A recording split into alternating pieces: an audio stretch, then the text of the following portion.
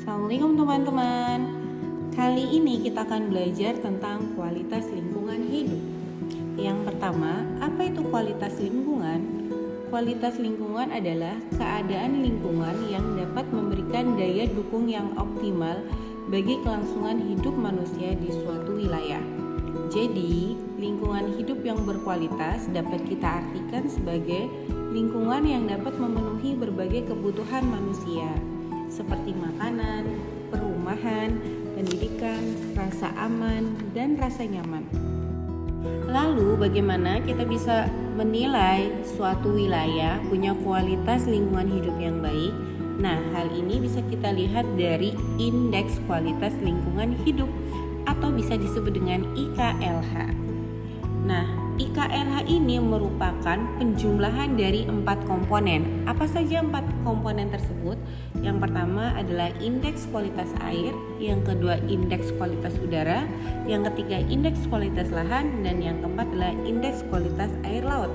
Nah, dari penjumlahan keempat komponen tersebut akhirnya didapatkan nilai indeks kualitas lingkungan hidup.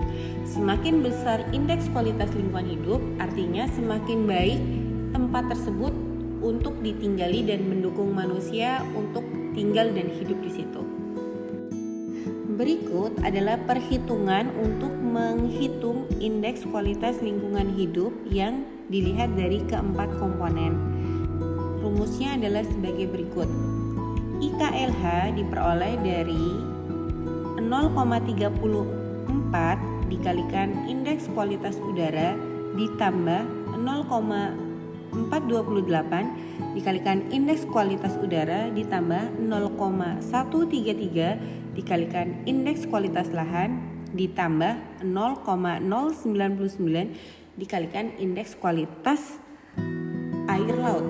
Dari penjumlahan keempat komponen ini akhirnya didapatkanlah indeks kualitas lingkungan. Kategori indeks lingkungan hidup dibagi menjadi 6 bagian. Yang pertama, sangat kurang jika nilainya 0 sampai 25. Kurang jika nilainya 25 sampai 50. Sedang jika nilainya 50 sampai 70. Baik jika nilainya 70 sampai 90.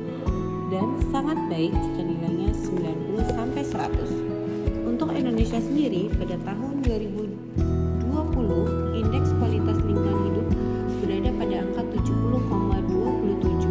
Angka ini menunjukkan adanya peningkatan sebesar 3,72 poin dari angka sebelumnya 66,55 pada tahun 2019. Peningkatan indeks kualitas lingkungan hidup tahun 2020 disebabkan karena adanya perbaikan indeks kualitas udara dan kualitas air serta dipengaruhi oleh penambahan indeks kualitas ekosistem gambut dan indeks kualitas air laut. Berikut ini adalah contoh perhitungan indeks kualitas lingkungan hidup yang ada di Provinsi DKI Jakarta. Teman-teman bisa lihat bersama, di situ ada indeks kualitas air, indeks kualitas udara, indeks kualitas lahan, dan indeks kualitas air laut.